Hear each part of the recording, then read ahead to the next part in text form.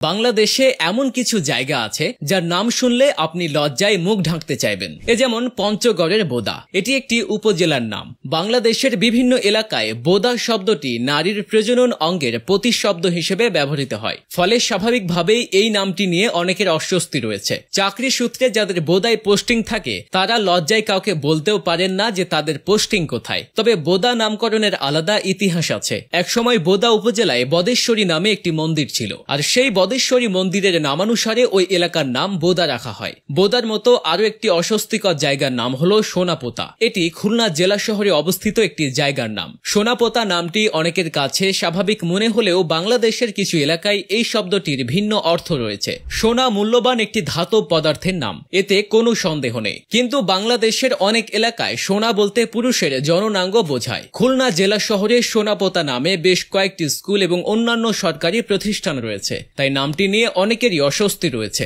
তবে সোনাপোতা নামেরও রয়েছে আলাদা ইতিহাস। খুলনা শহরের যে অংশের নাম সোনাপোতা, আগে সেই জায়গাটির নাম ছিল ময়লাপোতা, কারণ সেখানে একটি বড় ময়লার ডিপো ছিল। পরবর্তীতে ৮০ দশকে ময়লাপোতা নাম পরিবর্তন করে সোনাপোতা রাখা হয়। শুনলে হাসতে পারেন, তবে একটি জায়গার নাম সোনাপুর ইউনিয়ন। নোয়াখালী জেলার সোনাইমুড়ি উপজেলার একটি ঐতিহ্যবাহী অঞ্চল হলো এই সোনাপুর ইউনিয়ন। এছাড়াও ফেনী ও লক্ষ্মীপুরে সোনাপুর নামের গ্রাম রয়েছে। সিলেটের পার্শ্ববর্তী আসামের বদরপুরের একটি গ্রামের নামও সোনাপুর। ছেলেদের গোপনাঙ্গ নিয়ে আরো কয়েকটি জায়গার নাম: দিনাজপুরের ধনকামরা, সিরাজগঞ্জের বড়ধন ও সোনাখাড়া এবং বরগুনার সোনাকাটা। টাঙ্গাইল জেলায় ধনবাড়ি নামে একটি আলাদা উপজেলা রয়েছে। কিন্তু এত কিছু থাকতে এই ধনবাড়ি নাম কেন? জনশ্রুতি অনুযায়ী সুলতানি আমলে ধনপতি সিংহের নাম অনুসারে এই ধনবাড়ি নামটি এসেছে। আবার কারো কারো মতে সেনাপতি ধনুয়ার খাঁ ধনবাড়িতে একটি স্বাধীন জমিদারি প্রতিষ্ঠা করেন, তাই তার নাম অনুসারেই পরবর্তীতে এই অঞ্চলের নামকরণ করা হয়। তবে এই ইতিহাস নিয়েও দ্বিমত রয়েছে।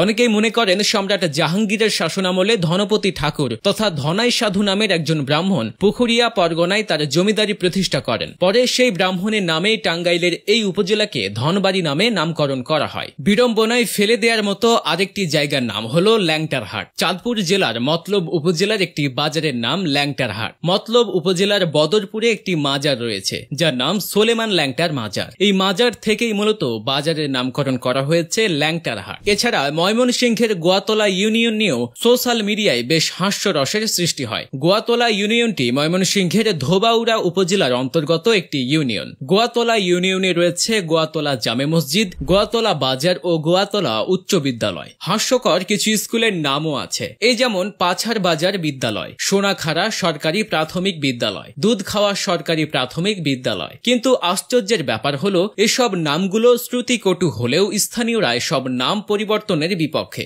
স্থানীয়দের যুক্তি হলো তারা যেহেতু এইসব এলাকায় জন্মেছেন এবং বেড়ে উঠেছেন, তাই তাদের কাছে নামগুলো আলাদা করে বিব্রতকর নয়।